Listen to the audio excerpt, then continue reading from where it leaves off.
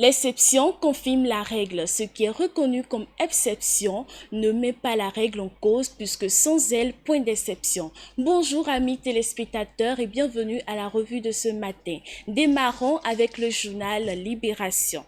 Adoption d'un nouveau code électoral par l'Assemblée nationale. Voici les grands acquis qu'il consacre pour la démocratie et le développement du Bénin.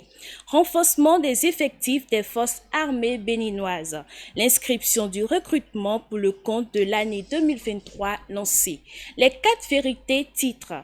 Modification du code électoral au Bénin. Le seuil d'attribution des sièges de députés passe de 10 à 20%.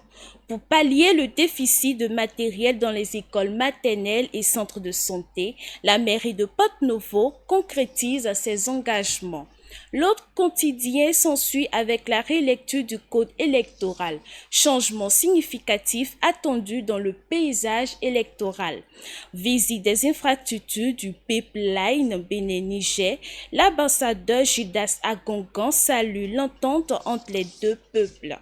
La nouvelle tribu placade adoption d'un nouveau code électoral par la 9e législature. Voici les changements apportés par le nouveau test. Port de casque au Bénin, le gouvernement avertit les motocyclistes. Dabarou, vote de la loi sur la rélecture du code électoral au Bénin vers des élections exclusives en 2026. Grève dans les 3 heures de l'enseignement au Bénin. L'école, collège et université fermées ce jour.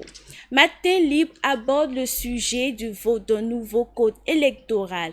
Un État parti se profile. Traite des personnes au Bénin, le drame des serveuses de bar. L'événement du jour pour boucler cette rélecture du code électoral au Bénin, le renforcement du système partisan en point de mire. Commercialisation des noix de cajou, les conditions de la campagne 2024-2025 révélées. Ça sera tout pour aujourd'hui. Merci de nous avoir suivis et à la prochaine.